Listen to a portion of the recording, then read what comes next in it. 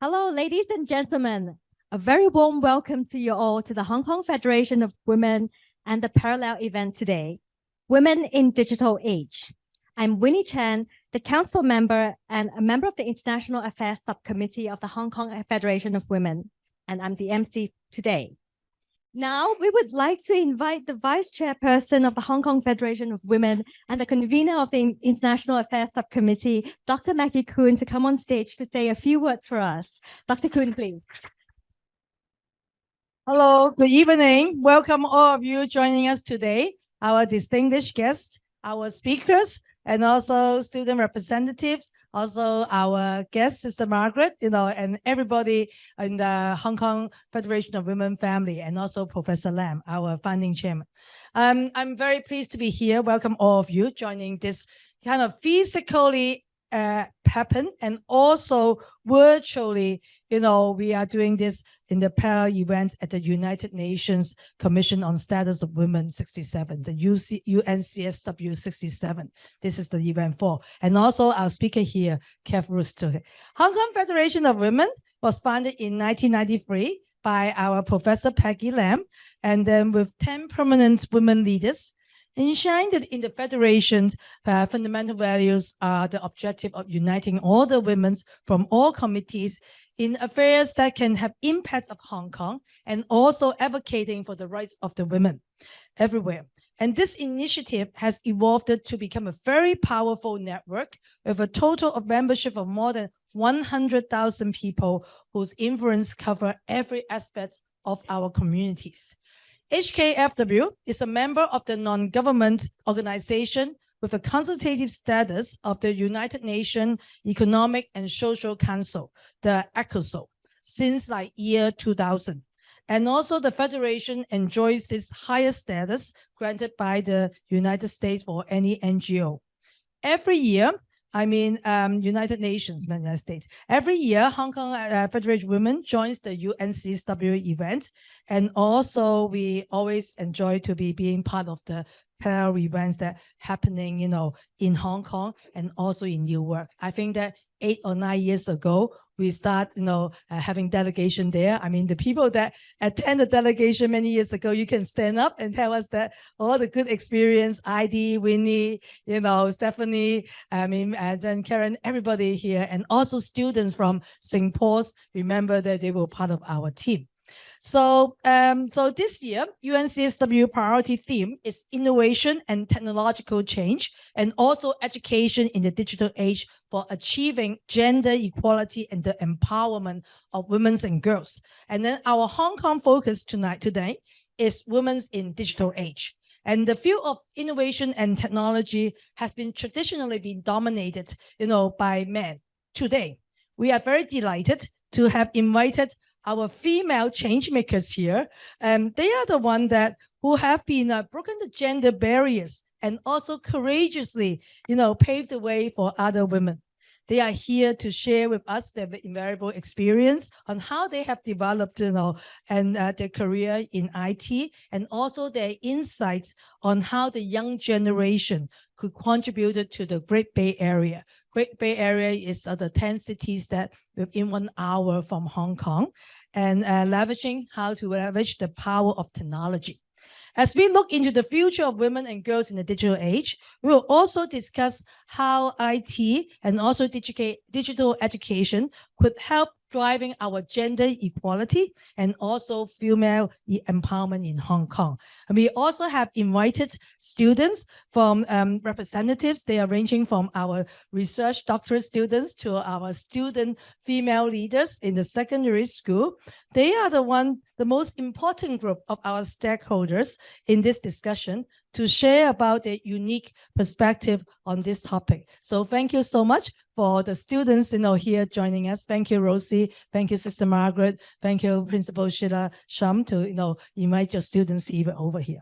I'm sure this upcoming discussion session will be very enriching and also thought-provoking for all of us. So finally, we wish you all have an enjoyable evening and enjoy our panel discussion. Thank you. Thank you very much, Dr. Kuhn.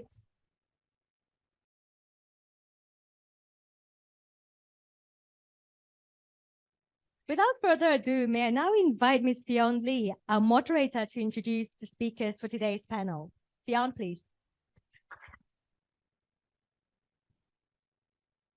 Hi, everyone. Good evening. Thank you for having you today. Today, we are so happy to have 5 powerful women speakers to join our panel discussion. Maybe why we invite our 5 speakers to come on sit. You.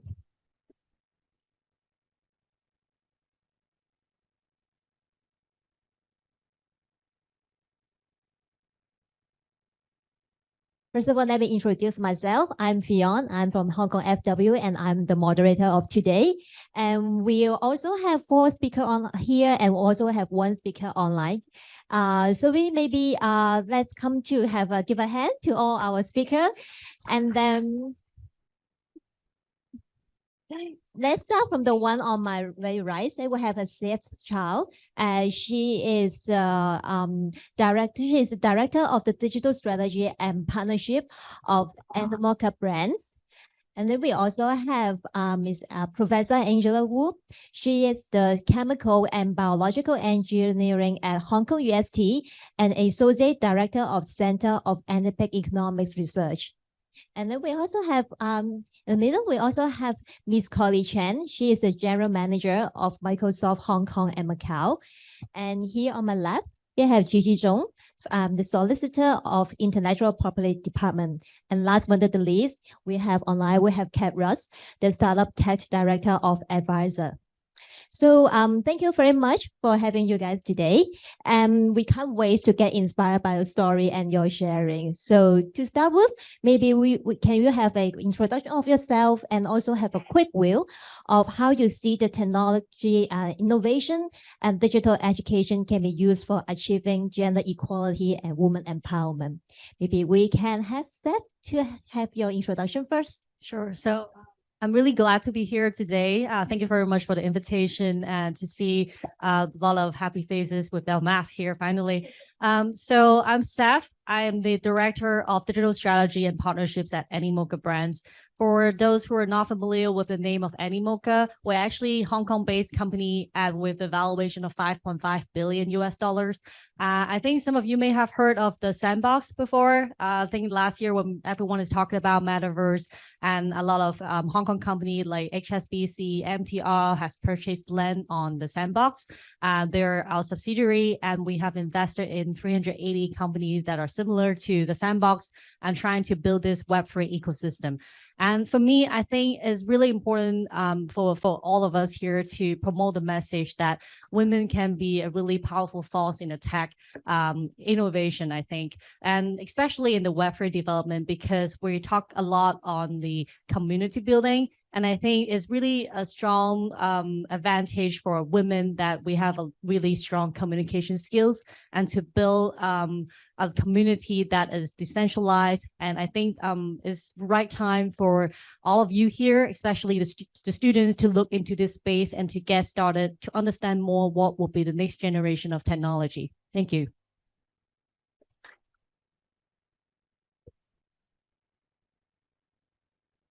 All right. Hello, everyone. Thank you also to the organizers for having me here. My name is Angela Wu, and I'm from the Hong Kong University of Science and Technology.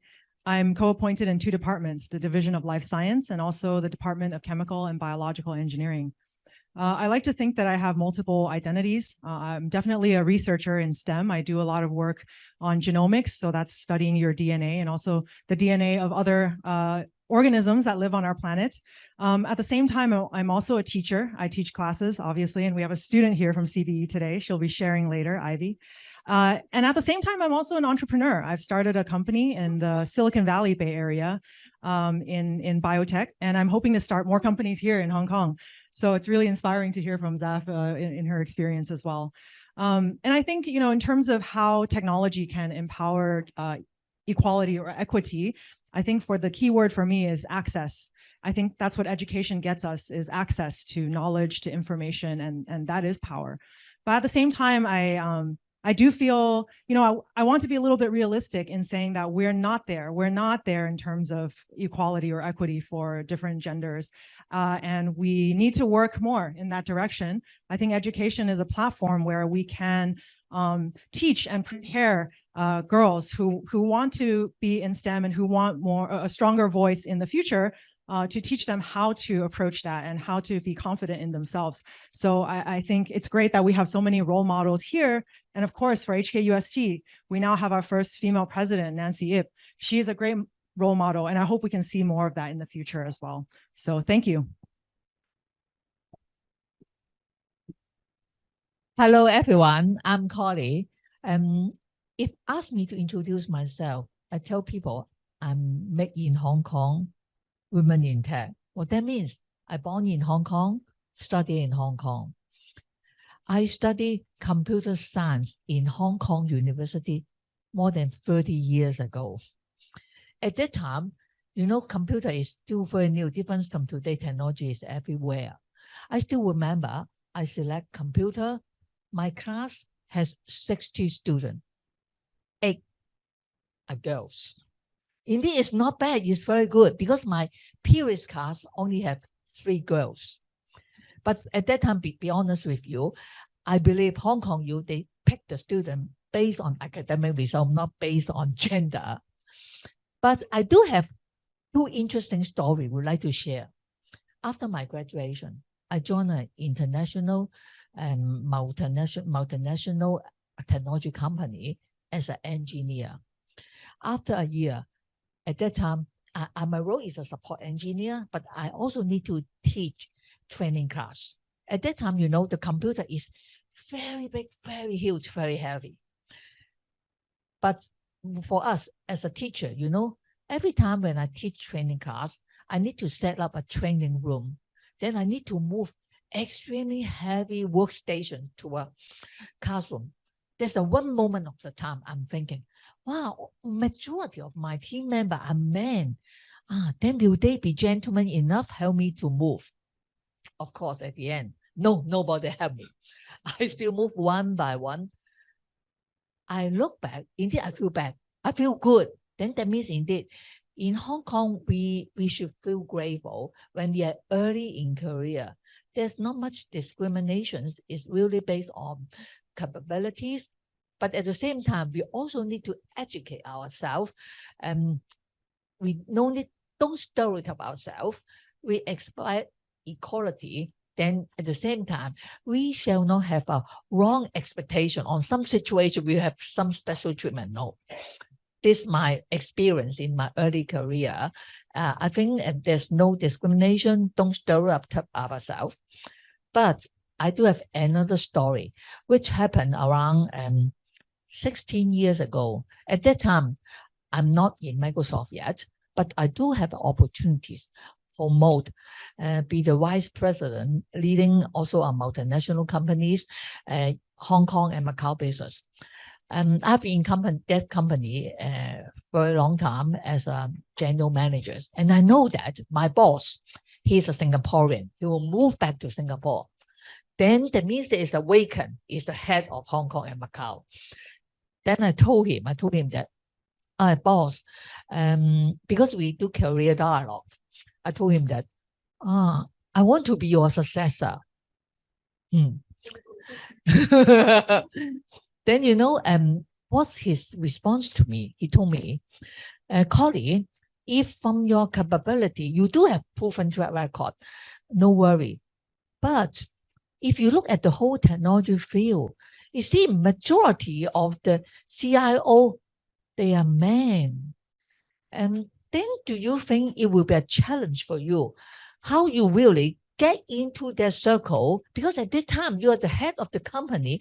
You need to represent the company, to bingo with them, to talk to the government, talk to different stakeholders. After this dialogue, I'm not happy.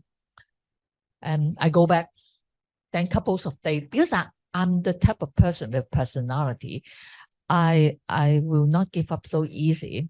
Then I go back to him. I told him, boss, different organizations in the community keep on asking our company to nominate representative to represent the company to join different committee. At that time, Hong Kong has a computer society, different society. Then I told him, can you nominate me? Let me have a try. Okay. Indeed, I feel so grateful, even though in my first meeting with him, his response is very cool. He seemed a lot of this encouragement, but he gave me the chance to try. He nominated me. It's not easy, be honest with you, because I really need to move out my comfort zone, really go into a circle. It's a male dominant circle. But throughout this engagement, I learned at the end, for those they participate in different community-related activity. Besides, have like-minded, besides have similar hobby people bingo together, they are like-minded people. They want to do meaningful things. Then that means the key is what value I can contribute. Then of course at the end, I can go into their circle. It doesn't mean I become a man. I'm still a ladies, right? I'm still a ladies. But I focus on the value I can get. Then that means the learning is when you move up into your career, be a more senior position, do have some sort of stereotype.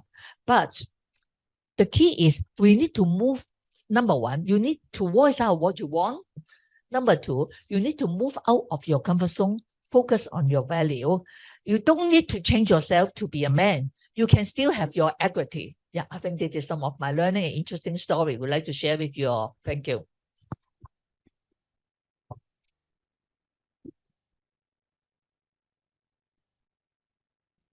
Hello, I'm Gigi.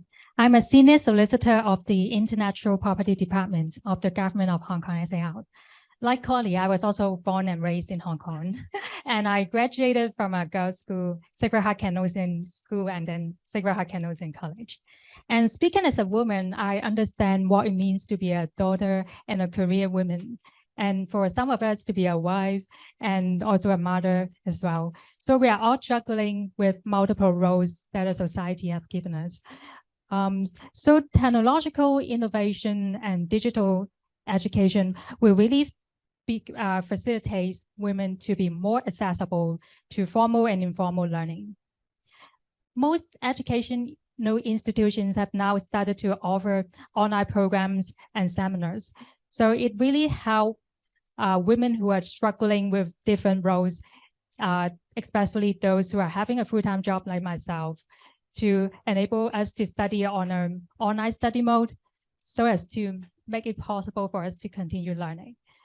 Personally, I completed 2 law courses at an Australian university while there was still travel restrictions in place. And I studied the materials through an online student portal, and I submitted my coursework to Turnitin. I'm sure the students who are present today will understand what a Turnitin means. It is really an annoying kind of program and always accuses us of plagiarism anyway. And then I also attended the weekly seminars and tutorials through Zoom, and I even sat for an exam remotely with an invigilator. And so other than facilitating learning, technology also makes it easier for girls and women to express our ideas and opinions. To some extent, we are all content creators, aren't we? We take pictures and we make videos and we write articles and then upload them on the social media platforms.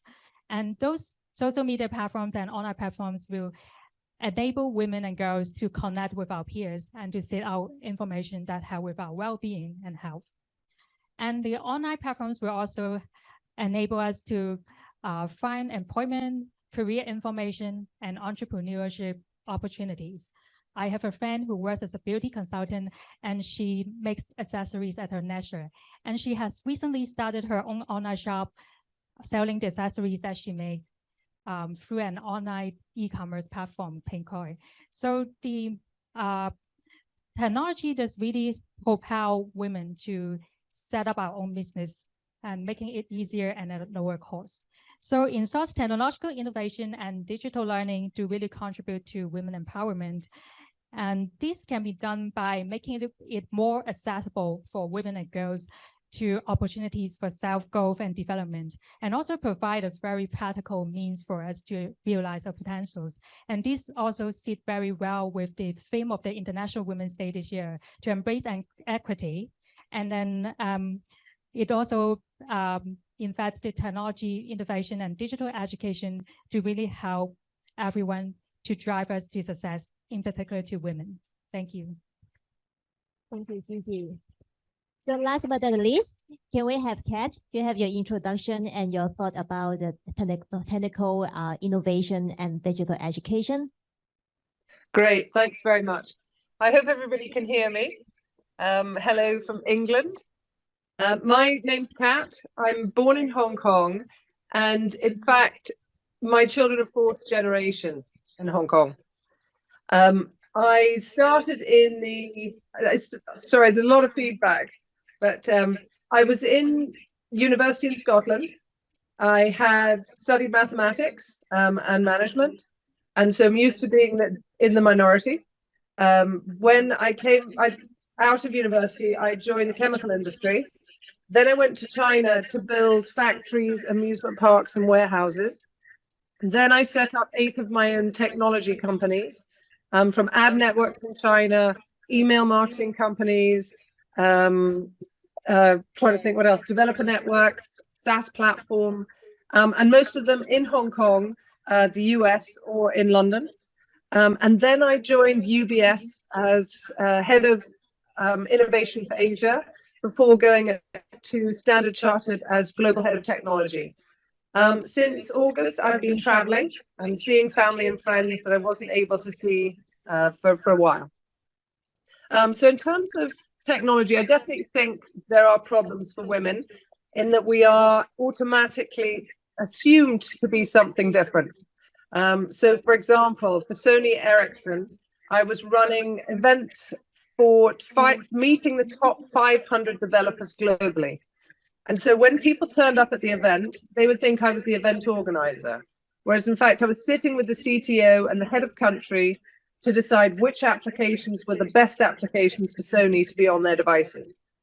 So once you get past that first bit, it can be, you know, it's quite empowering, but it means that you have to keep moving.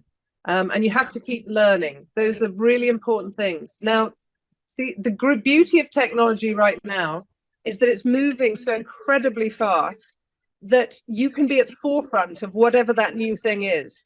And so, for example, we've got Web3, you know, we're hearing about Animoca. We've also been talking about genomics. I mean, in a lot of these spaces, women are there on the day it's launched, right? So if you choose to, you can be a leader in that space. And so it doesn't matter what's coming next, whether it's ChatGPT or whatever's coming out tomorrow. You have to learn to adopt these things because you're at the start line with everybody else. There's no reason why you have to be behind. You know, sometimes when people are thinking, oh, I should go and learn to code. If you go and learn to code, you're years behind in an industry that is being led by men, and you will be in that minority. If, however, you choose to go to an area that's as yet undiscovered, you can be the pioneer and the leader in that space and begin, you know, and take it from there and begin to be a role model for others following you. Thank you so much, Kat. What I heard just now is being a woman in the technology, not only in the technology and the arena, I think take ownership of our career and personal growth is the most important. But I would like to take, before we move to the next questions, I would like to take a very quick poll from the audience by simply raise your hand. So about taking ownership, do you think education or company culture is more important in empowering a woman and to remove gender inequality? If you think education is more important, can you please raise your hand? How about company culture? So apparently both are important. So next, I would like to have our first questions is more about education for Professor Wu. So we'd like to know how far is education in Hong Kong preparing young women to find their ability in the digital field when the industry is getting complex and sophisticated? Yeah, thank you for the question. And I really, I think, Kat sort of took some of the words out of my mouth. I really agree with what she said about how fast technology is changing, and what's new today is not going to be new tomorrow. So it is an opportunity for us to be leaders, to take the forefront and be the innovators that create, fields, create technologies. Then we don't have to be the minority, right? We don't have to be sort of at the behest of people who are gatekeeping on what we can or cannot do. So I really agree with that.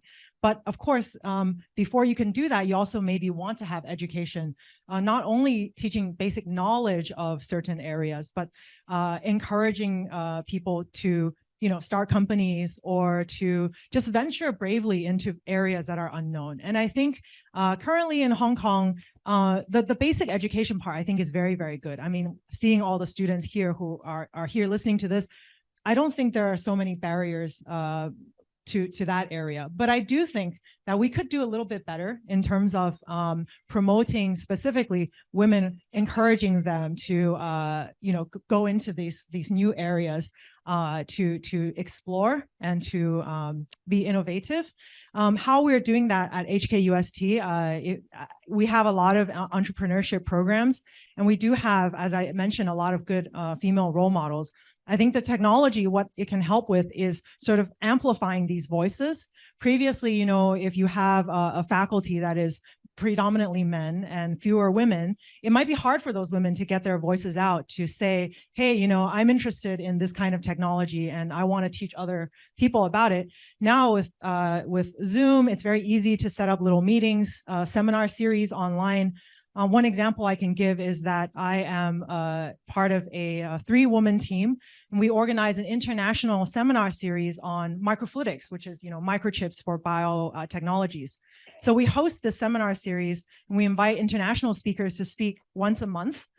And because there's digital technology now that allows us to broadcast the seminar internationally, just like today's event, we're able to get attendance from people all over the world. And I think that helps to get out our names, and it also helps our invited speakers, many of whom are women. So I think, in that way, things have changed a lot. And I think it was Gigi who also mentioned, the ability to work more flexibly with these digital tools. I think in education, it's the same. During the pandemic, if we didn't have all these digital tools, we would have had to shut down classes. And I think that would have been, really terrible. But instead of that, we were able to still deliver the message that we need to. So I think in a lot of ways, these digital innovations have really helped in education to promote learning. And in particular for empowering girls, I think it's been easier for me to reach out to the students at our university who might be interested in very specific topics, rather than seeing all these men and where are we finding our peers, or where are we finding our female role models. So I think that's one way that we're, working on preparing young ladies for the digital future. Thank you, Professor Wu. I think being in Hong Kong, we are the most lucky one, because we not only can access to education in school, like what Professor Wu and Gigi just said, we can also access to education online, but just depends on how you step forward and speak up for yourself, right? And maybe speaking of education, I would like to have a next question for Seth. Yeah, because we know that you are developing your own business and in the most innovative technology, like the IoT solution, NFTs, and metaverse. How do you actually educate yourself to receive all this the knowledge you need to develop your business? And at the same time, what is some of the potential of the Web3 development that you think can particularly beneficial to women? So I actually was born and raised in Hong Kong as well, and I started my own company back in 2016. Is a solution of food ordering with IoT and all that. That was way before the adaptation of mobile payments. So I think the one thing that I learned from my journey as a startup founder is that there's no one to help you, basically. But I mean, the only one that can drive yourself forward is yourself.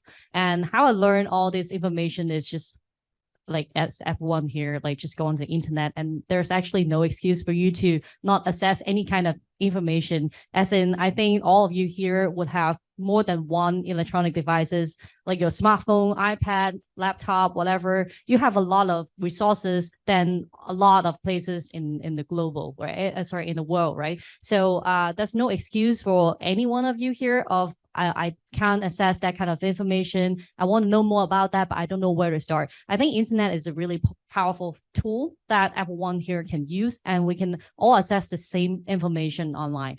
And I didn't have to learn like coding. I don't really have like big interest into being a developer myself, but I can still have my career in the tech space. And I want to tell everybody here that you don't have to have like tech background to have a career in the tech space. Myself is a really good example that I start my journey as in retail business in Japan. And then I came back to Hong Kong to start my company in IoT, mobile ordering, digital payment. So totally unrelated. And then now I'm in Web3, and like, because the technology is ever evolving, right? And you can't really tell from the day that I was in university, for example. If you ask me, can you imagine that you're in Web3? I was like, what is Web3? What is blockchain? Back in the days, that technology is not available. So what I'm trying to say is that the technology or the information is ever changing. And it's up to all of us to reach out to information source, to follow some inspirational leaders, and just to keep up to date with the technology change. And then you will figure something out along the way. And it doesn't really matter like what your discipline is when you're studying university, and all the things happening right now is actually involving technology, right? And even in Web3, you don't need like myself, you don't need like coding skills, but you need management skills, you need communication skills, leadership. All this stuff is what you can learn inside your school, your university as well. And it's really important for us to learn the skills and then speak up and actually break the stereotype, step out of your comfort zone. And this is like how I achieve what I've been achieving. And I strongly encourage you all to do this, like if you're not starting already, please start today. Trying to get into more information, or like start to look into ChatGPT if you haven't done so. I've been playing with it, talking to it almost every day, and it's like my next best friend right now. So what I'm trying to say again is to learn something new every single day. And even I myself in this space in Web3 for almost 2 years in my career, I still feel like I'm learning something new every single day, talking to people out there. There are so many like new startups doing cool things, using the technology to do something else, like in art, in music, in fashion. There's so many things like this happening, and I'm learning every day. So as a woman, I feel like we have some edge in, for example, some artistic thing, fashion. I'm personally really interested in that. And I feel like those kind of pop culture related thing would be the next wave of technology change, as in it will help the mass adaptation of Web3 or decentralization. So if you don't know what I'm talking about, go Google it, and there's no excuse that you don't do it. Thank you. I'm totally with you. Yeah, I think being hungry for knowledge, being curious is always important, not only for a student, but also for us as a working in the society, right? And just now we also see that a lot of people, like a lot of audience, raise up for the company culture. So maybe we want to talk more about company culture. Maybe we'll ask Kat, because you have been developing your business, and you also used to work in a very established company. So we would like to know, do you think gender inequality is still existing in those companies that women is underrepresented? And then how you think you as the leader of the company can, based on the changing the company culture, can better equip women to stand up for themselves and help them to build their career and personal growth? Thanks for the question.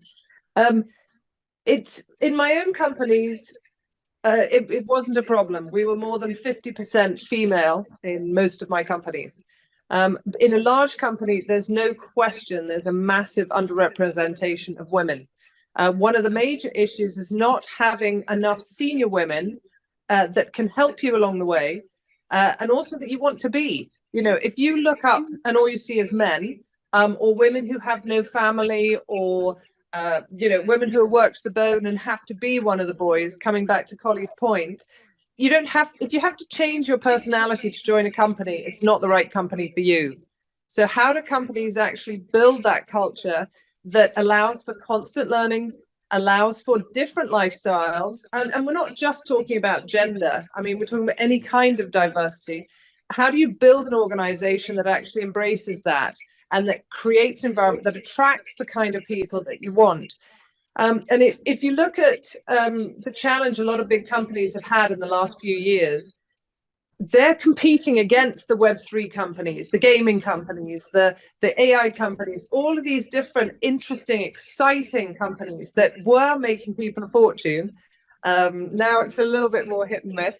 But they were getting exciting jobs, and suddenly they'd gone from being, I couldn't do a big company, so I started this little thing, to being, wow, you're a hero, you went out on your own. So big companies are going to have to change the way they think about this in order to attract the level of talent that they used to be able to automatically assume would turn up.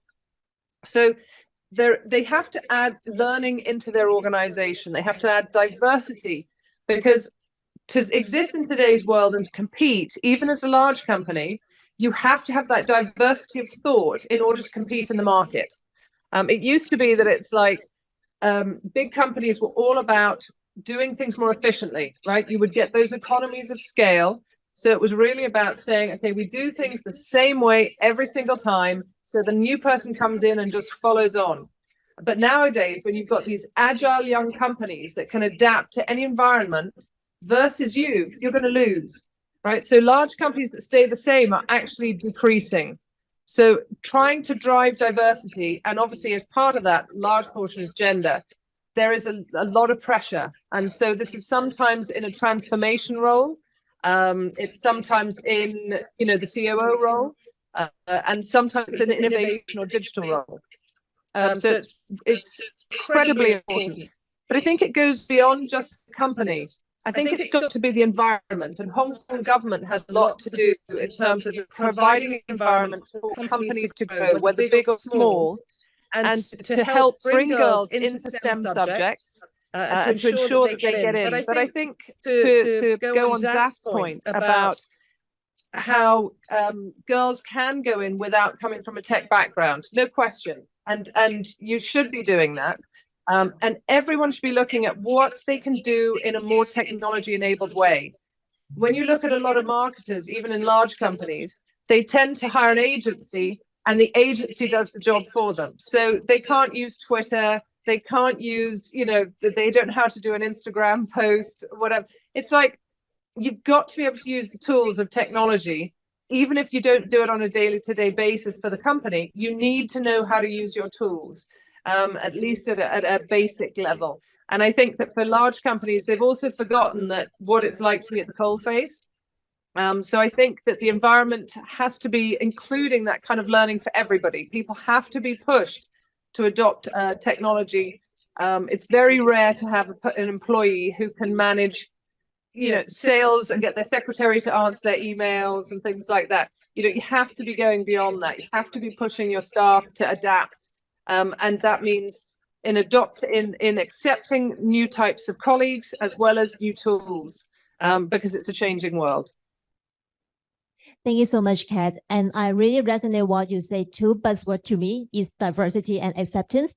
But I think diversity is not just about gender, maybe about the culture, education, and background. Because if everyone is the same, there will be no change. But diversity can drive change and also innovation. And I think in this point, I believe, Collie, you have a lot of story, because I'm just so fascinated by how you speak up for yourself and even fight for your rights in a male-dominated arena. So maybe can you talk more about how you think company culture can empower women in the workplace?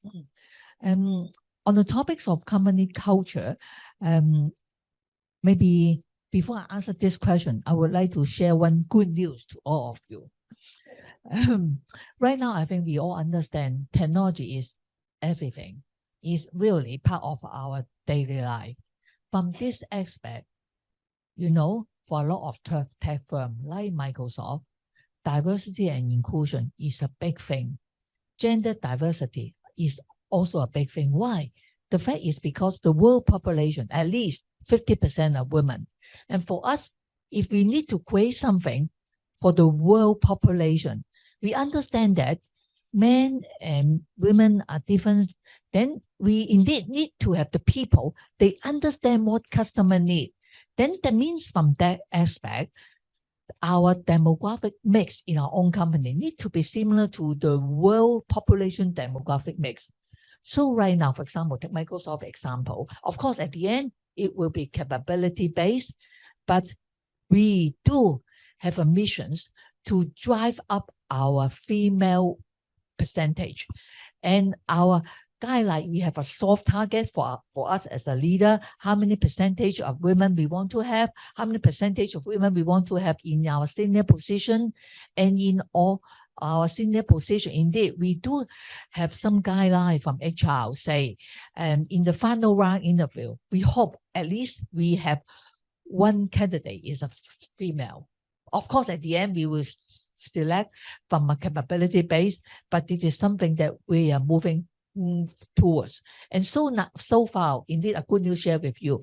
I've been in Microsoft, this is my 6th year. Right now in Microsoft Hong Kong, our female representations in the whole company population is more than 35%. Similar for our senior leadership team, also more than 35% are female. Right now, if you talk about how many female in a tech field, I think it's less than 30. Then that means companies' directions on diversity inclusion is important. HR policies is important. When we talk about HR policy, what that means is, of course, in terms of our hiring, there some intensive effort to include women to make sure we will not eliminate or drop out some women in the selection process. And at the same time, for example, in our HR policy, say we have 20 weeks maternity leave, we have 20 days caregiving leave, because we understand men and female are different. And it's a fact that especially female in our life, maybe say certain period of time, we need more flexibility in terms of our work. Then in terms of our leave arrangement, can we be more flexible? This one thing. Another thing is also about workplace.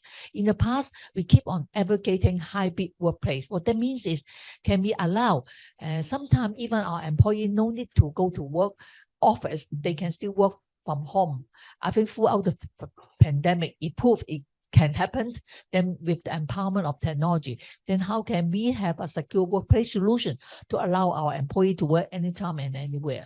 I think these are all the things and what we mean by company culture. With the right company culture, then definitely it can help to drive up the female representations in the company. At the end, if you ask me, it's not just because we want female equality or equity, is because we believe it is the right way which can help to drive up customer experience. It is the way which can drive up the company's performance. Thank you so much, Holly. So I want to resonate to you that we are not fight for women inequality because of inequality. What we do is also for the company, because this is one way that we can have a diversity of the education or of the knowledge, and this is how we can fill the whole company, right? Yeah, and the key thing, indeed, I would like all of you to remember, right now is the golden moment for you go into tech field, because the percentage are still below. Then that means if equal capability, you have a higher chance. Thank you, Coley. Before we move to this next section, maybe can I have the last question to Gigi? So Gigi, she is the expert in IT law, especially intellectual property. So may I know what role do you think education and awareness raising can play in helping women in technology in Hong Kong understand and protect their intellectual property rights?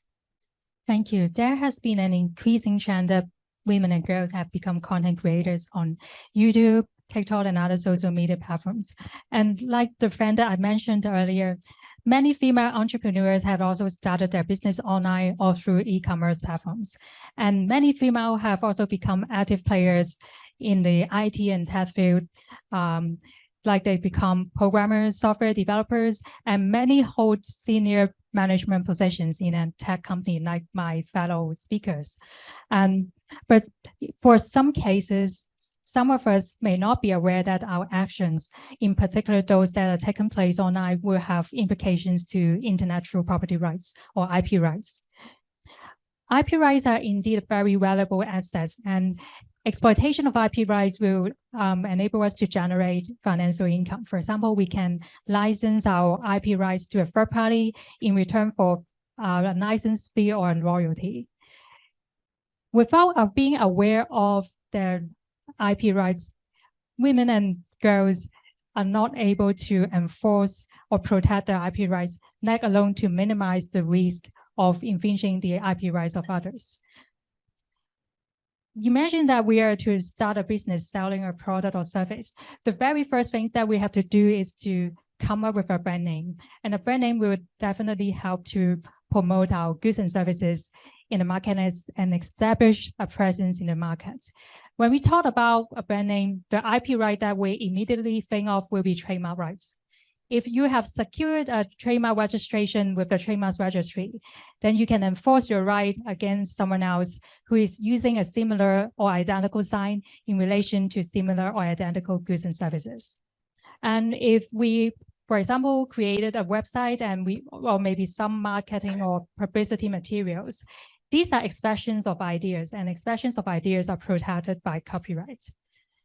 And as a copyright owner, you will enjoy exclusive rights to do as restricted by copyrights in relation to the copyright works that you created. For example, you have the exclusive right to copy your works and make available your works to the public, for example, through the internet. And on the 1st of May, the Copyright Amendment Ordinance 2020 will become effective. And under the new amendments, copyright owners will be given a new technology-neutral exclusive right to communicate their works to the public through any modes of electronic transmission. So this also covers streaming. And there will also be an expansion of existing copyright exceptions and introduction of new copyright exceptions. These exceptions will enable users to use the copyright works of others without infringing copyright and without the need to seek prior permission from the copyright owners. And there will be new copyright exceptions to facilitate online learning and also for the purposes of commenting on current events, parody, and also quotation as long as certain statutory requirements are satisfied. My department has long recognized the importance of raising the awareness and educating women in tech. So therefore, we have a number of programs that do not only seek to raise the awareness or educate women in tech, but also to provide concrete support for them in this regard. For example, we have the IP Manager Scheme, which allows companies to send representatives to attend IP training so as to train their own in-house IP managers. We also have the collaboration with the Law Society of Hong Kong, which will assign lawyers to give free one-on-one IP consultation surveys to SMEs. That will be on a pro bono basis and completely free of charge. And we also have an annual events, Business of IP Asia Forum, the BIP Asia Forum, which is held, maybe my fellow speakers have heard of it. It will be held annually in December. And this event will bring together IP professionals and business leaders from around the world to discuss the latest development on IP and to seek business collaboration opportunities. So you'll be interested in learning more about IP, or you're looking for networking opportunities, you are more than welcome to join our BIP Asia Forum event in December. And last but not least, we also have a dedicated website on IP trading, ip.gov.k, and our official website, ipd.gov.k, also contains a host of information on IP, and you may help yourself and browse through those information on our websites. And I also would like to grab this opportunity for thank you, Hong Kong Federation of Women, for having me here today, and belated Happy International Women's Day to everyone. Thank you. Thank you so much, Gigi. You really just enrich our knowledge on the IP, and for sure we'll benefit a lot from what you are sharing. We are almost come to the close of this panel discussion, but before we end this discussion, can we have the one last moment asking our panelists, maybe can you use one sentence motto to pretty much explain what drive you success to up to this point? Like for me, even though I'm not as powerful as you right now and I'm learning for you guys, but to me, my motto is be resilient to grow myself, but to celebrate when there's a small success. This is always my motto to keep myself work-life balance. Maybe you can have some one sentence motto. Maybe you can have Seth first. So I think my motto would be never settle. So like once you achieve something, I always said to myself, this is not the best form that I can be better. And I want to achieve better. Or if I can achieve something, I want to help some other people to achieve the same thing as well. So one last motto for everyone here would be never settle. I might take more than one sentence because I just want to call out and thank the men in the audience as well for coming to join us today. I think it's a big deal. Yeah, really appreciate it. Yeah, and my motto is actually related to that. I think for me, it's help yourself, but also seek help from others. I think mentorship and sponsorship is super important. And, for both men and women, the men can really help and sponsor and mentor and help their fellow colleagues, whether they're men or women. So I think mentorship and self-help. So help yourself, but also seek help from others. My motto is a 3-letter ABC. A, ambitions. Have your ambitions. Plan for it. Even though you cannot complete 100%, you'll be better than average. B, balance. We are human. No matter how aggressive you are, you need to understand you need to have a balanced life, your family, your friends, your career, and your health, your wellness. They are not fighting your time, they're supporting each other. C, change. Change is constant. Change, of course, will create some sort of uncertainty. Focus on those you can control and focus on your value. Then at the end, you'll be better off. Thank you.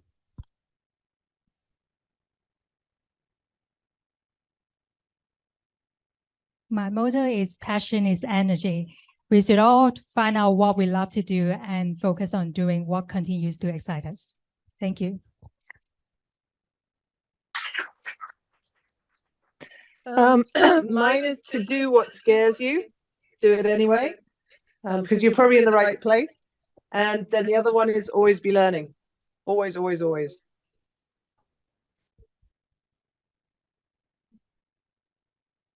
I don't know about you guys, but to me, I think what our speaker today sharing is really fascinating. And they are really also powerfully speak for themselves, representing themselves. And we believe we learn a lot from them. We know how powerful we are. We learn about their passion, their never stop hunger for the education, and also always to improve ourselves. I hope by the end of this day, everyone here, we are able to reflect what women empowerment to us. And also we can think about how we can do better to make this digital arena more suitable for women. Thank you very much for joining. And thank you very much for having you today. Thank you so much, Kat. Thank you.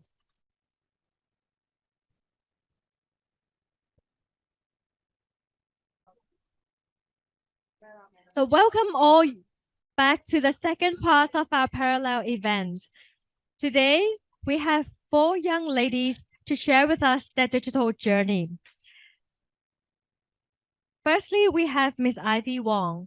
Ivy is a PhD candidate in bioengineering at the Hong Kong University of Science and Technology under the guidance of Dr. Terence T.W. Wong. Her research focuses on developing bioimaging tools with the assistance of deep learning algorithms for medical applications. At the same time, she's also a lead engineer and a co-founder of a startup company, Fomedics Limited, trying to bring technology from research to practical applications. May I now invite Ivy to share her achievements with us. Ivy, please.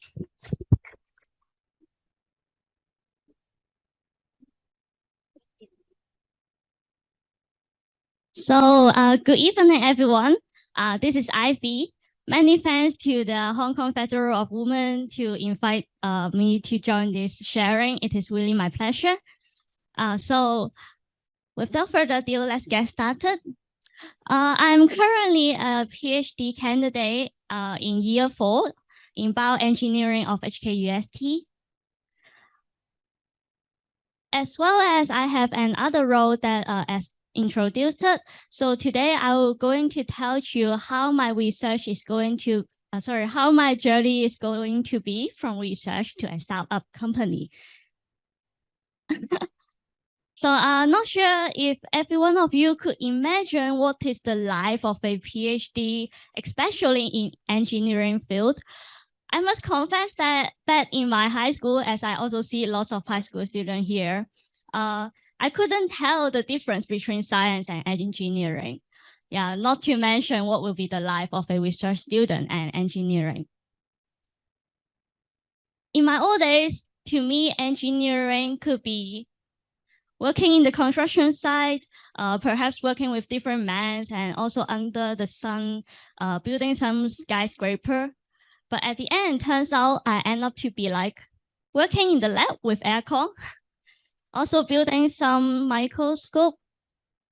Yeah, all those microscope, preparing some biological sample, as well as doing some programming. So this story is like, actually engineering is a very broad field. And indeed, I have been working with different women in my research project. So my research focus, I myself is developing different bioimaging tools.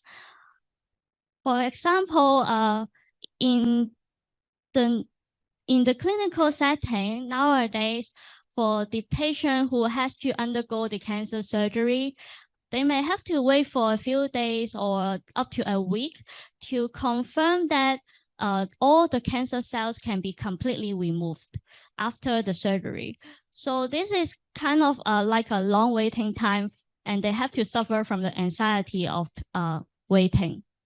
So that's why we are developing some new bioimaging tools, in this case, Chan microscope, to provide a quicker and more and accurate solution so that we can provide an equivalent image for the pathologist to do the diagnosis in a shorter time.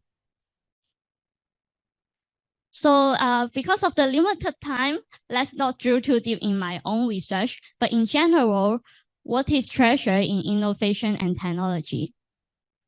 To me, I think innovation is treasuring all those logic, the coming up with new idea, proof of concept, testing out reproducibility and repeatability. All those are require like logic, carefulness of proof, as well as some solid understanding of science. So that's all. All these qualities are both men and women treasure. So that's why I believe science is actually a very fair thing. As long as you have a solid idea and also understanding of science, it could work. But then if experiment fails because of misunderstanding, then it will always fail. That's the fair point. Okay, neither man and woman could escape from those frustration of debugging. Yeah, so that's why I think as long as we could put our effort in, trying out and with careful testing, or even women can achieve well in innovation.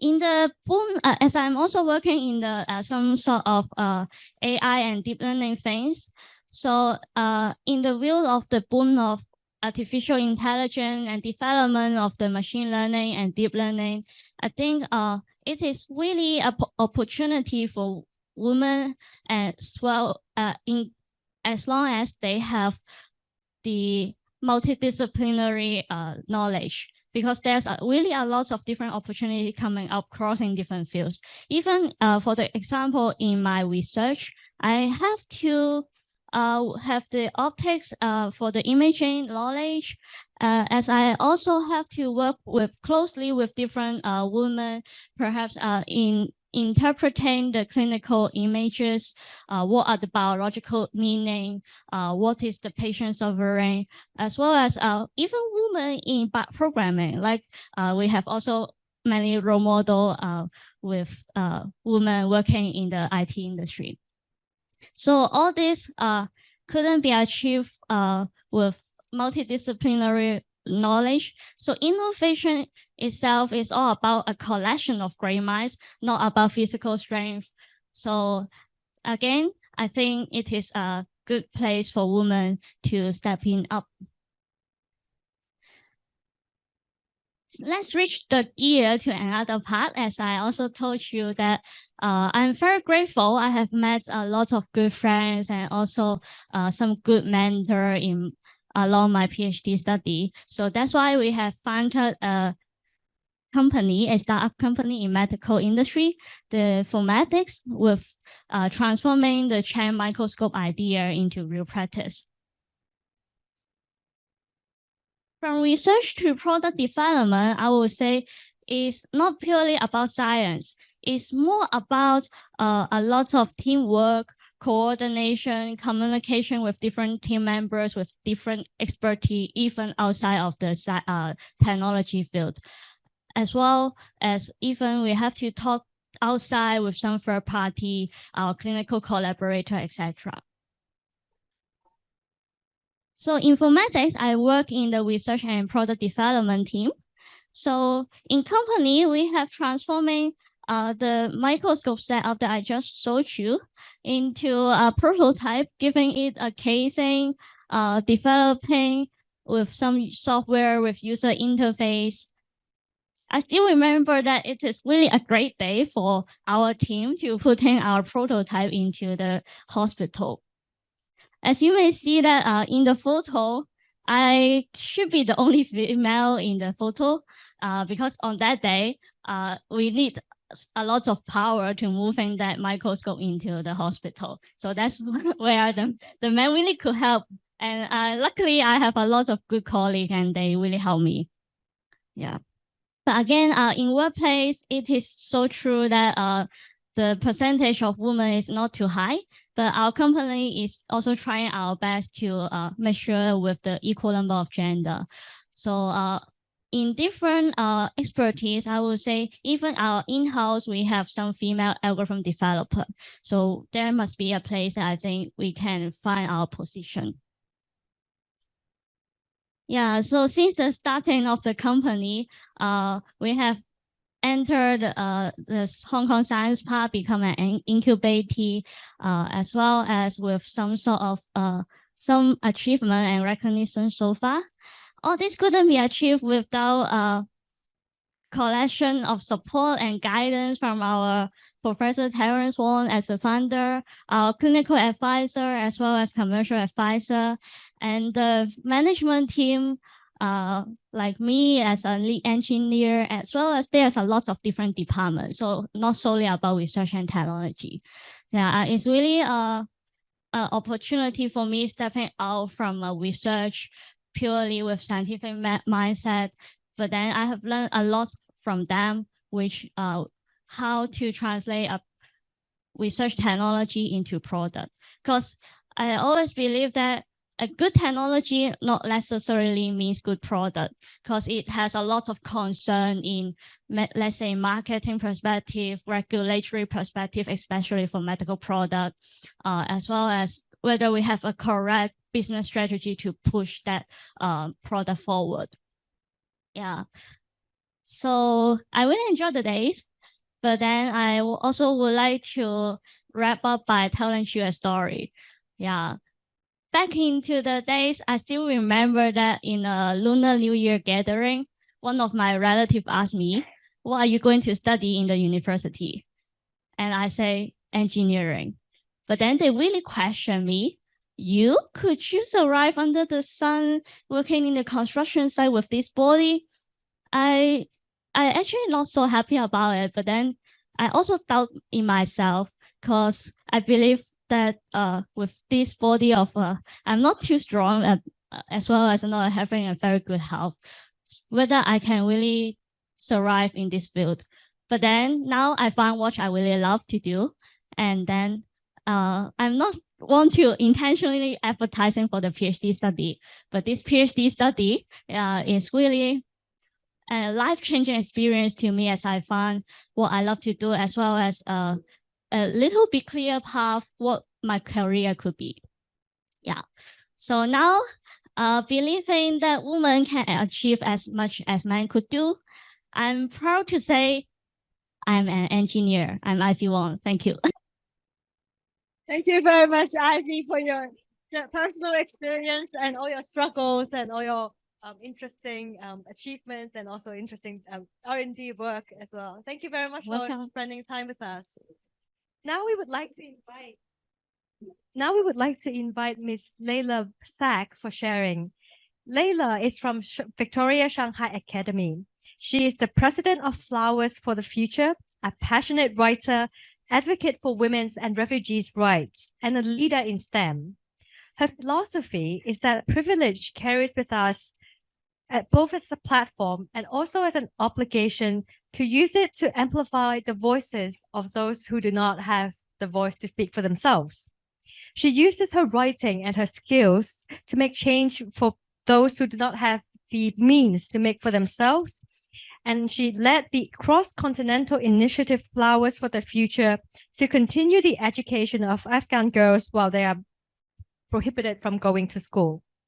She has competed and won awards in many STEM-based competitions for her project Ace Fertilizer, as well as published her own novel on Amazon, using her writing to shed light on the sufferings that millions of refugees face on a daily basis. Let's welcome Layla.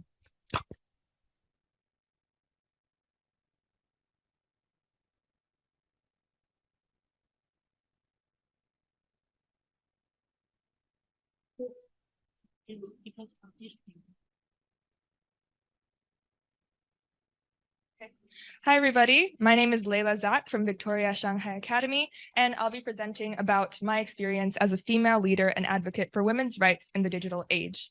I'll also be attesting a little bit to my experience with technology and just the potential that technology has for female empowerment. So before we get started, a little bit about me. I'm 16 years old and a year 11 student at Victoria Shanghai Academy. And as was described in my introduction, I'm currently the student leader of Flowers for the Future, which I'll get into more detail about later on. I'm also a passionate student journalist, leader in STEM, and also the author of Displaced and Erased, which is a novel, which you can see the cover of over here, about the plight of female refugees in Southeast Asia. My dual passions for STEM and language, alongside the amazing female educators and role models that have accompanied me throughout my school years, have empowered me to fight for not only my rights as a young woman, but also the rights of the young girls and women who are around me. So with the theme of this year's CSW conference revolving around the use of technology to empower women on a global stage, I feel that my initiative, Flowers for the Future, is a perfect example of this, and it could not be more closely aligned with the central aim and mission of this initiative. We are a student-led initiative that uses technology essentially to bridge the international gender-based gap in education. And our work has manifested primarily through using Zoom video conferencing to teach lessons to over 300 girls in Kabul, Afghanistan at an informal education center. As some of you may also be aware, ever since the Taliban seized power over Afghanistan in August of 2021, all girls over there have been prohibited by law from attending secondary and tertiary education. So essentially, they're not allowed to go to secondary school and they're not allowed to go to university. Through Zoom, however, we've been able to meet with these girls in Kabul, Afghanistan, and teach them interactive lessons in STEM, English, the humanities, and the arts. Our work has essentially allowed these girls to continue learning and going to school in spite of the ban on education for them. And without technology, this cross-cultural and intercultural connection would have never been possible. But the initiative hasn't come without any challenges, however. because the girls at the Learning Center all have drastically different levels of English. We've had to use a variety of tech and non-tech based approaches to combat this disparity. So we're lucky, however, to have a live translator in Kabul who translates what we say in English to Farsi, which is the native language of the girls in Afghanistan.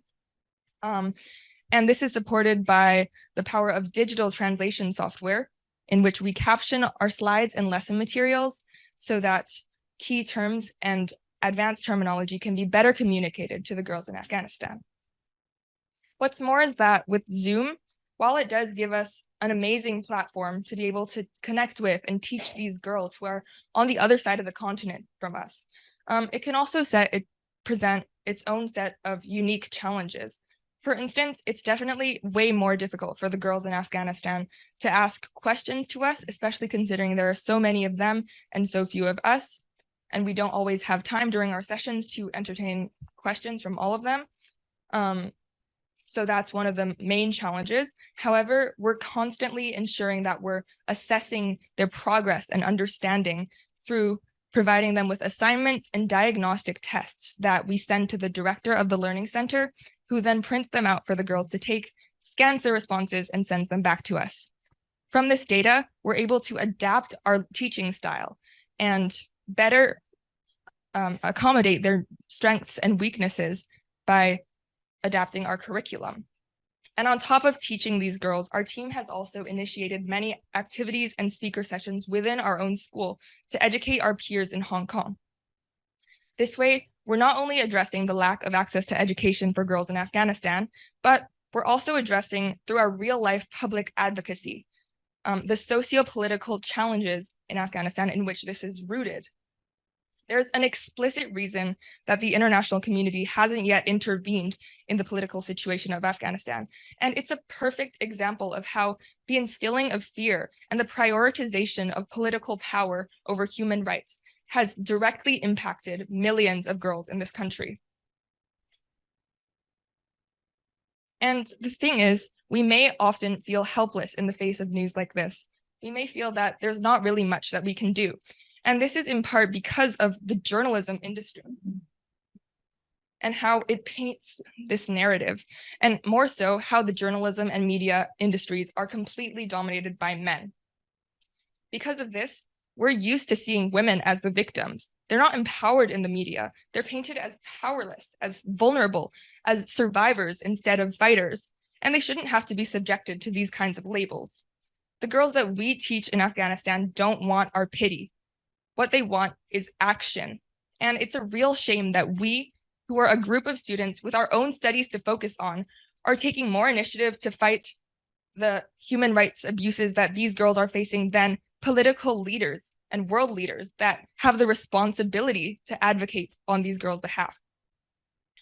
The fact of the matter is that the news and the media significantly impact how we perceive the world around us. And when we're seeing this world through a male-dominated viewpoint, our perception of the world is infused with the biases and preconceived notions that men have over women.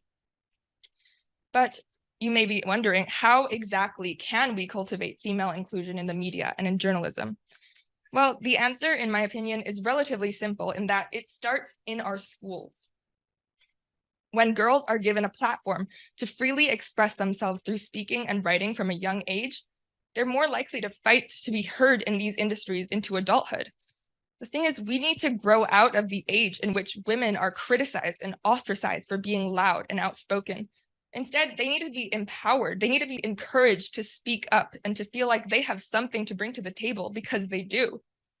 Women deserve to occupy traditionally male-dominated positions because we are all equally human.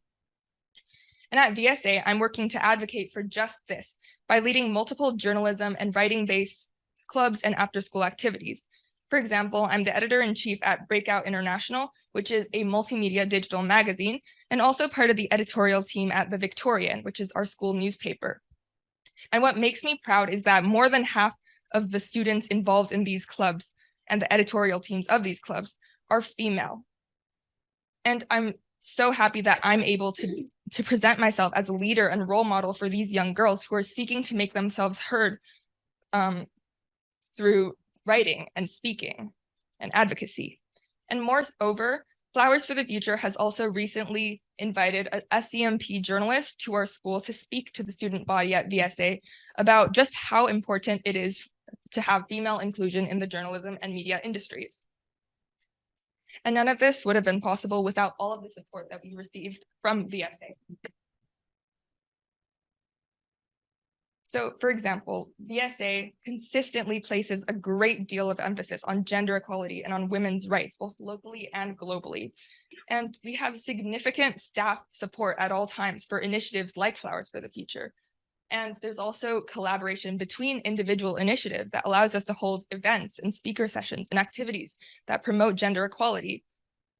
For example, this week, we had a variety of events for International Women's Day. And additionally, in November, we had a lot of activities hosted for the International Day for the elimination of violence against women. One thing I'd like to highlight is that one of the most influential factors in how I've been inspired to speak up and act in the face of local and global injustices is directly rooted in the female leaders and role models that I have at school in my teachers and the senior leadership team. Over half of our senior leadership team, as well as the teachers in the science and tech departments, are female.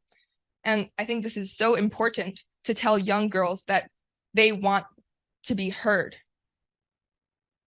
However, while VSA is at the absolute forefront in this regard, many other schools and industries in the world unfortunately cannot say the same. But male dominance isn't only a pressing issue in the media and in education. For example, at least 75% of the leading tech companies in Silicon Valley are male dominated, and on the other hand, 30% of employees at these companies are female. And because technology will be an integral part of our future, whether we like it or not, we need to start advocating for diversity and female inclusion in these industries starting today. We need to cultivate a generation of young women that embrace tech and embrace AI. And once again, this starts with our educators and our schools. And while many strides have already been made to combat this divide, it's our responsibility as female leaders in this room to work toward a radical and deep-rooted alteration of the local and global system and status quo that defines women as inferior to men. We are the role models for the women of tomorrow, and it's our duty to be champions of change for girls and women both in Hong Kong and across the globe. That marks the end of my presentation. Thank you so much. Thank you, Leila, for your very encouraging sharing with us.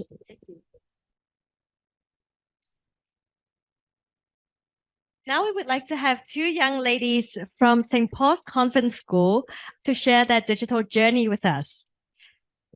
First, we have Annie, and we also have Clarissa. Annie is a Form 4 student studying in SPCS. She is interested in science and software engineering. Last year, she and her team competed in several competitions organized by the Privacy Commissioner for Personal Data, as well as the CUHK.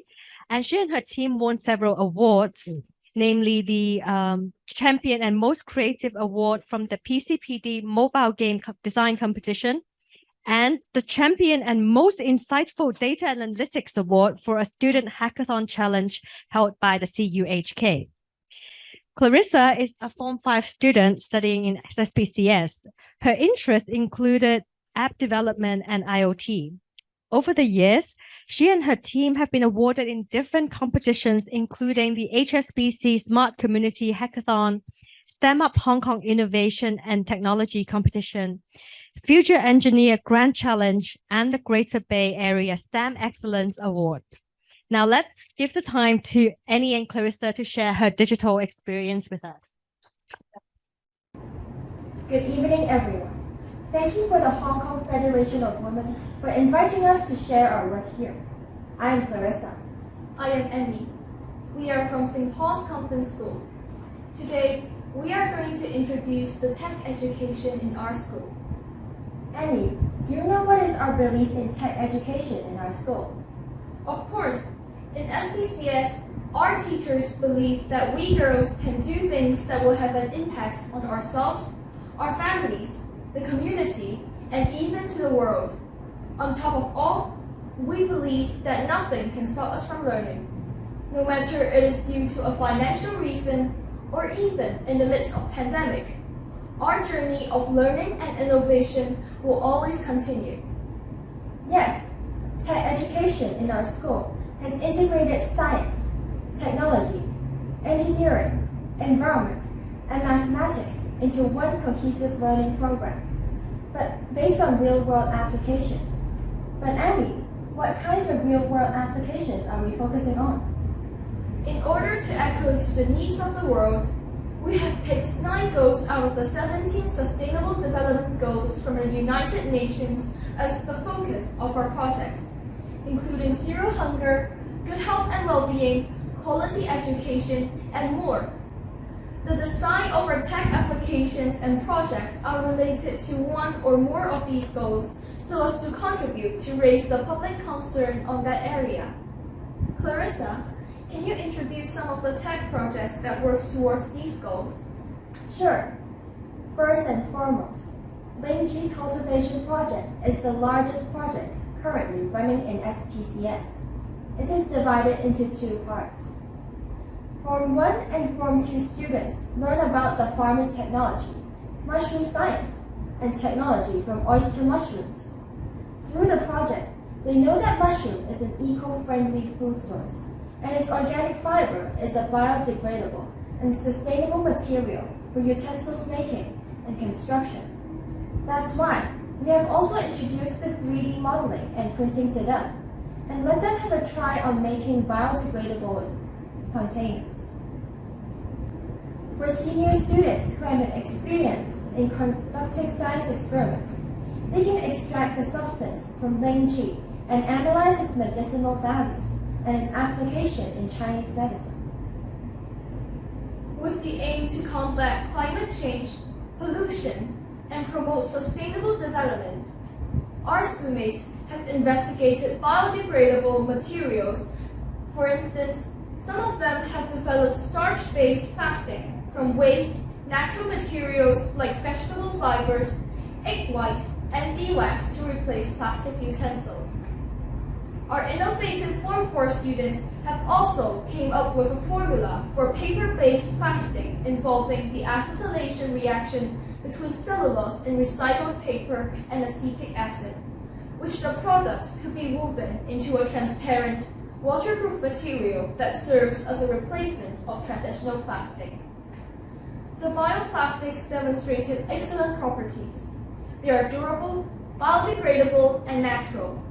Some of them are remoldable at higher temperatures, allowing for further reuse.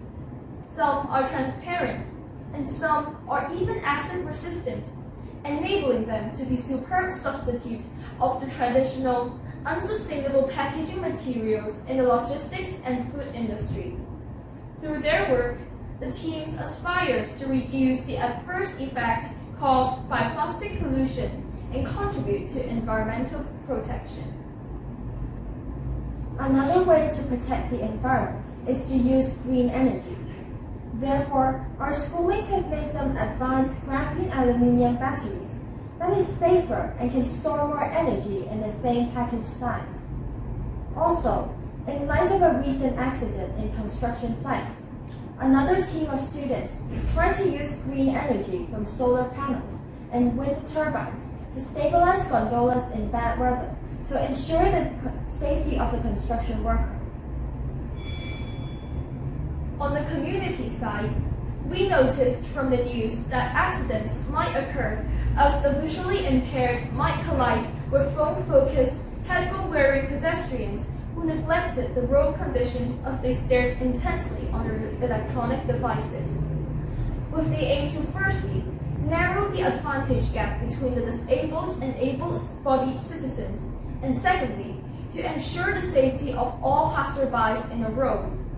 Our schoolmates have designed an AI stick composed of a walking stick integrated with an AI app, utilizing computer vision to detect the presence of of obstacles and pedestrians around the user. Vibrations and beeping sounds are also created to alert the users and guide them to safety.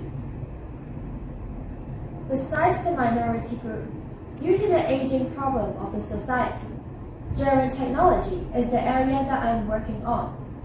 Under the emigration wave, the number of singleton elderlies is increasing.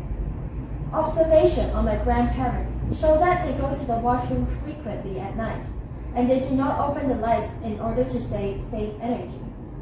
Sometimes they may hit themselves on furniture and get hurt. Therefore, our team has developed a wristband with sensors to prevent them from accidents.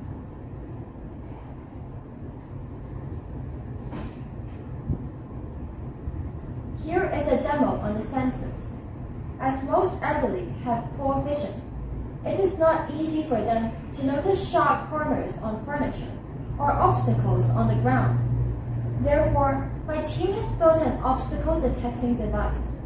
When there is an obstacle in front of the elderly, a buzzer will beep, reducing the chances of the elderly getting hurt.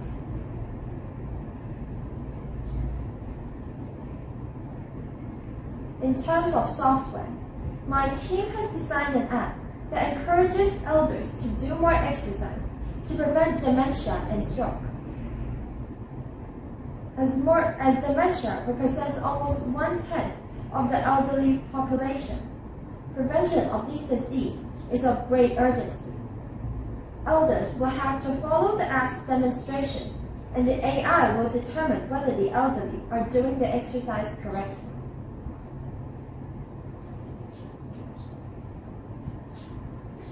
Moreover, my grandparents have many old Hong Kong stories to share. So, we have developed the Elder Life app to let them record their stories and share with the youth. This will increase the youth's understanding of the elder. Under the stress of the pandemic, my team has cooperated with the Occupational Safety and Health Council to develop the Stress-Free Camp app. We have consent from the council to use their materials to design a survey on stress level for the app. A few simple games, a self-care center, and a drawing canvas is also developed for stress relief. The app is also integrated with AR and VR technology. Let's take a look at this demonstration video. The current interface shows the AI chatbot system. As you can see, it can interpret different human emotions and provide instant and effective emotional response to the user who might be under stress. This interface shows the 3 simple games we have developed to de-stress students as recommended by the social workers of our school. The drawing game here allows users to settle their thoughts while exploring their imagination. The bubble wrap game facilitates focus and calmness, while the cockroach hitting game here enables users to vent their negative emotion while training up their reaction capabilities. This is our self-care center, which includes the self-evaluation survey and a breathing exercise which helps users to calm their minds. Furthermore, there is a video that shows our tree hole function, which allows the users to record their emotions and thoughts of the day. Since it might be hard to find a suitable place for meditation, we have designed 3 relaxing, calming VR environments with the software Unity, as shown in the photos on the right. After stress relief, we want to spread positive energy to the community. We went to the Victoria Park near our school and practiced laughter yoga with the elderly for a few weeks. Then, we have developed the app Laughter Catcher with AI emotion detection to encourage people to record their laugh. As shown in this demonstration, users can record a video when they are experiencing the laughter yoga. They will be able to find the latest laughter videos recorded by their friends too. After watching the video, the viewer will be invited to take a selfie for AI scoring based on their smile. The score will add up to both the viewers and also the video creator's total influence score. Currently, we are using the score from AI emotion detection as the happiness score of the user. If you have any alternative suggestion, please feel free to let us know. In order to receive comments from public and experts of the industry for further improvement of our projects, we, together with our schoolmates, have participated in different exhibitions and competitions. It is our pleasure to receive awards as a recognition to our belief in tech education and in our work in real-world applications. Besides local exhibitions and competitions, we have also participated in international ones so as to extend the usability of our projects. For example, we have participated in the Indonesia International Invention Expo. Our work has been recognized by the HKSAR government, including awards from the Junior Police Corps, Occupational Safety and Health Council, and the Office of Government Chief Information Officer. We have also participated in the street fair in Central, organized by the HSBC and Hong Kong Council of Social Service to showcase our work to the general public. It is our great honor to be recognized in the Geneva International Exhibition of Inventions with our wish to spread positive energy during pandemic. Our presentation might have ended here, but the potential of girls in this digital era is far yet to be fully unleashed. Our learning journey will never stop, and we anticipate to contribute with all women across the globe towards a brighter and broader future. Thank you. Thank you very much, Annie and Clarissa, for sharing your experiences with us.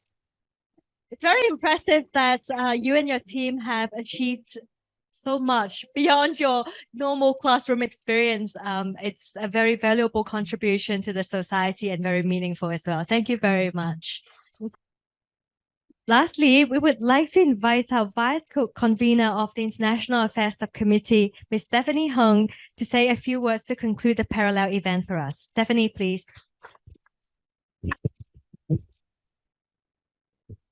Okay, I know I'm the last obstacle between you and your dinner tonight, or maybe a possible sandbox VR session just next door, but just give me 1 minute. So the UN Women's Gender Snapshot 2022 report found that despite recent improvements, a large gender gap continues in technology and innovation, resulting in massive GDP loss. And they also found that bringing women and other marginalized groups into technology results in more creative solutions and has greater potential for innovations that meet women's needs and promote gender equality, which is why I was so happy to hear today from our speakers and from our students as to how Hong Kong, or how we have increased education and raised awareness in schools and tech companies in this regard, and how Hong Kong is supporting Hong Kong women by providing education and teaching us as to IP knowledge and training us in that regard as well. And I'm very happy to hear of all the accomplishments and the achievements by the students we heard today.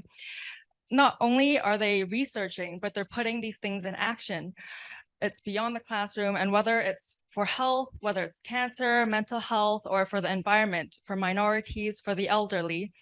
And it's not just for Hong Kong, but it's also for everyone around the world, so Afghanistan. So I'm very thoroughly impressed and inspired, and I can only imagine as to what we can do together if we put our minds together. And so if I can try to somewhat summarize as to what I've learned today and how we could move forward together, and ABC as what we've learned today. So ambition, to empower women in the digital field and to make Hong Kong and the world a better place. So that's A. B is balance in terms of work-life balance. So, and as well as staying positive. And C, changing yourself. Speaking out, do what scares you, always learn and stay foolish and never settle. And this changing everyone and the environment around you. I urge you to seriously consider what we've discussed today, whether by yourself, with a friend, or even ChatGPT and see what that turns out to be, and see what we can do. So thanks again for all the speakers for sharing today. And thank you all for joining us. Hope you have a wonderful weekend. And if you have any questions or models to share, just feel free to send us a message or talk to us anytime. Thank you. Thank you, Stephanie. And this concludes our parallel event. Thank you very much for joining us, and we look forward to seeing you in our future events. Take care and have a good Friday evening. Thank you.